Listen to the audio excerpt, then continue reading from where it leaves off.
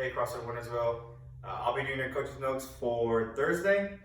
So today what we have is a 22-minute AMRAP, but prior to that AMRAP, spend about 25 minutes warming up your full body. Spend some time warming up and stretching out your ankles and calves in order to be prepped for the jumping that you have today and the running today that you have in the workout. Spend some time really stretching and warming up the hamstrings and the quads for the squats that we're going to have, and then really get to full hip extension below 90 for squats, and then spend some time really overhead with a dumbbell, kettlebell, or whatever you have, getting some presses in, some swings, some very specific movements geared towards the workout that you're going to see for today. All right, so after you spend about a good 25 minutes warming up your body, it'd be a good idea to get a sweat going.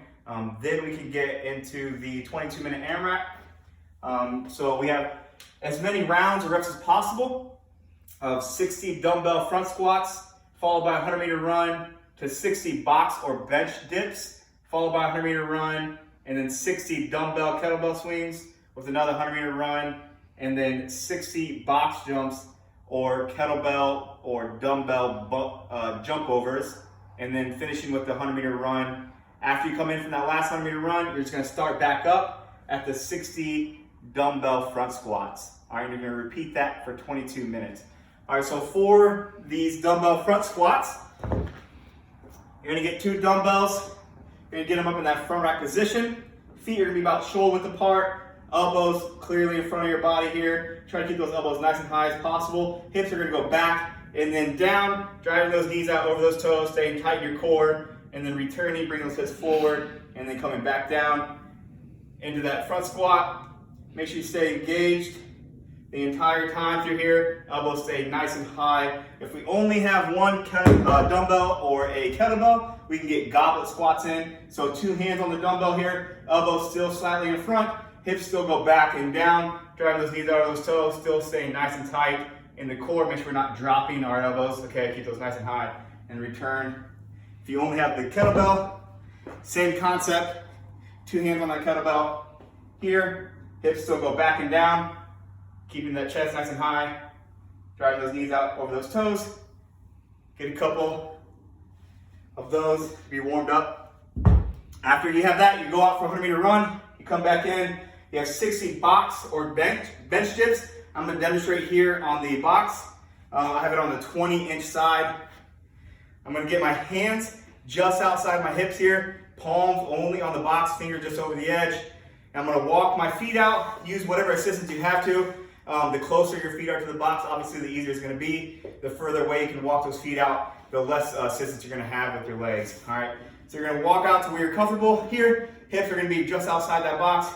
You're going to lower yourself to where your shoulders are below 90. All right, so below your elbow there. You don't want to get too low here. You don't want to get your shoulder in a compromising position. And then you're going to extend back out to full extension. Coming back down, lowering your body below that 90 again, and then getting that full extension. You're going to have 60 of those. All right, so either on a box, bench, a stable chair, or whatever object you may have in order for you to get those dips in. Then another 100-meter run. When you come back in, you have kettlebell or dumbbell. So if all we have is a dumbbell, I'm going to demonstrate that. You're going to have your palms facing each other. Grab that dumbbell here, feet just outside your hips here, just maybe underneath your shoulders. And try to keep that dumbbell as high as possible in those hips. So don't let that come way down here by your knees, but keep it nice and high, nice flat back here. Hips go back here. They're going to drive those hips forward. Kettlebell comes or dumbbell comes above the head, arms overhead, and then come back down again. Dumbbell should stay nice and high, hips go back, generate power out of those hips, utilize those hips to get that kettlebell or dumbbell overhead. All right, so using that hip power, make sure that dumbbell doesn't fall. Sorry. Bless you. Make sure that dumbbell doesn't fall too close or too far from your body. So again, try to keep that big proud chest, kettlebell or dumbbell up near your hips. All right, same thing, looks exact same with the kettlebell here. So again, just using that power for those hips, excuse you. Keeping that kettlebell nice and high. Don't let that kettlebell control you and get way down here. Keep it nice and high. All right, and then after you have 60 of those done, you're gonna go out for another 100-meter run. When you come back in, bless you.